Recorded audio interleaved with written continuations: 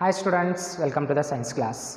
In last session under the chapter of minerals, metals and non-metals, we discussed how the metals and non-metals react with the air, and also we discussed about how the metals and non-metals react with the water. But in today's lesson we are going to continue that chapter, how the reactions happens, how the metals and non-metals reacts with the acids, how the metals and non-metals reacts with the bases, and also in this session we discussed about what is the displacement reaction, and also we discussed some of the uses of the metals and the non-metals here. So first I am considering reaction of the metals and non-metals with the acids. Now I am come to explain with one activity. You have to take 3 to 4 test tubes. You have to take 3 to 4 test tubes, and you have to put some of the metallic samples, like you have to take iron samples, iron powder and aluminum powder, magnesium powder, and also one non-metal. You have to consider any non-metal and put that metallic samples into that test tube, about 2 to 3 grams of metallic samples into all 3 test tubes. And now you have to add the dilute hydrochloric acid, that is dilute HCl, about 5 ml of dilute HCl to all 3 test tubes. You have to, when you are going to add the dilute HCl to the test tubes, you have to observe very carefully. If some reactions are going to be happen in that test tube, you have to observe very carefully. If there is no reactions happens, you have to coldate that solution, the solution containing that dilute HCl and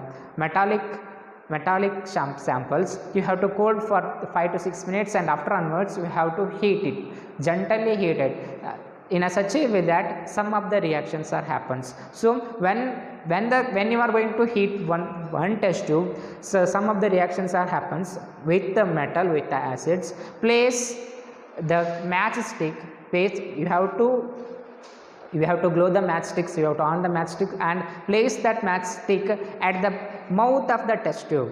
What you are observing here, so you have to observe here, you have to clearly observe here, when you are going to place the matchstick towards the mouth of that test tube contains the dilute hydrochloric acid and any metal, that is iron metal sample. We heard a sound, pop sound, tap. We have to heard a sound like a tap, that is a pop sound. What it is, why it comes, why? Because the metals reacts with the acids and releases hydrogen. Any metal reacts with the acid and releases hydrogen with the salt. So when any metal reacts with the acid, it produces a salt and a hydrogen gas. That hydrogen gas which released in a chemical reaction, that makes the pop sound here. You have to remember, when any metal reacts with the acid, it gives the salt and it releases the hydrogen gas. This symbol represents the hydrogen gas is released. Is it clear? So when any metal reacts with the acid, it produces the salt and the hydrogen gas, and that hydrogen gas, when it is contacted with the glowed matchsticks, the pop sound will become, so that will be due to the hydrogen gas. So I am taking one example here. When ferrous, that is iron, reacted with the hydrochloric acid, it produces the salt called ferric chloride, and hydrogen gas will be released. If the hydrogen gas is released, when we are going to place the matchstick at the mouth of the test tube, the pop sound will becomes. Then another one example I am taking here, when magnesium reacts with hydrochloric acid, again we get a salt called a magnesium chloride, and also the hydrogen gas is released. When the zinc reacts with the dilute HCl, the zinc chloride, that is we get a salt, and also hydrogen gas will be released. We have to remember here, when an metal reacts with the acid, it produces the metallic salt with the hydrogen gas it liberates the hydrogen gas, and hydrogen gas will be liberated here. But you have to consider here, you have to remember here, copper, silver and another one it is, that is the copper and silver do not react with the dilute HCl. Another one is mercury. The metals called copper, silver and mercury, these are doesn't react with the dilute HCl, but these are reacts with the sulfuric acid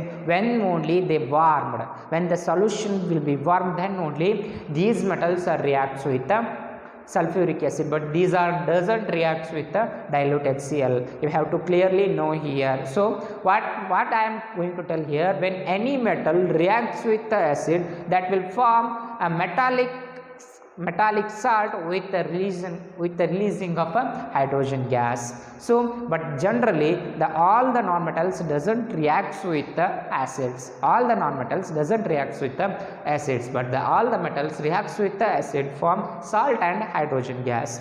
So now I am considering reaction of metals and nonmetals with the bases. We come to know here, when any metal reacts with the acid, when any metal reacts with the acid, it releases the hydrogen gas and we get the pop sound. So in the similar way, when the metals reacts with the bases, in this case also the metal releases the bases, the hydrogen gas will be released. When the metals reacts with the bases, in this case also the hydrogen gas will be released, and in this case also we get the pop sound here. But the reaction of non-metals with the bases, it is very complex, it is quite complex. Therefore the reaction of non-metals with the bases, it is not there in your syllabus. The reaction is very complex, that will be studied in your higher classes. So the reaction of non-metals with the bases is quite complex, it is not there for your syllabus. But the reaction of metals with the bases, it is also similar type of the reaction as the metals reacts with the acids. In this case also the hydrogen gas will be evolved. So another one important thing I am going to say here, how the metals reacts with the metallic solution, that is reaction of metals with the metallic solution.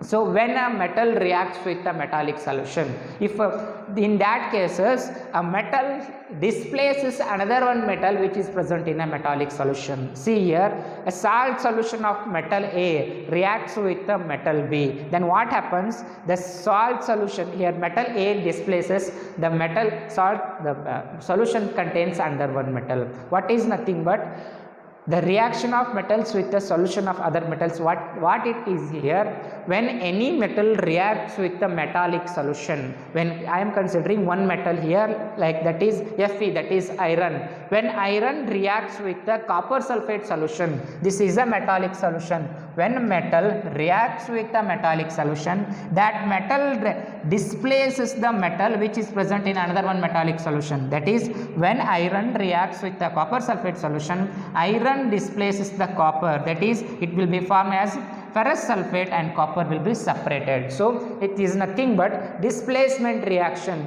When any metal reacts with another one metallic solution, that displaces the another one metal which is present in the metallic solution. That is nothing but the displacement reaction. What is displacement reaction? A reaction in which one element replaces another one element in a compound. What happened here? The metal Fe displaces the copper metal which is present in a copper sulfate solution. So when a metal reacts with the metallic solution, the metal displaces another one metal which is present in the metallic solution. That reaction, it is nothing but a displacement reaction. And you have to remember here, in this case, the more reactive metal displaces the less reactive metal. You have to remember one point very clearly here, the more reactive metal displaces the less reactive metal, but it doesn't reverse. If you are going to take copper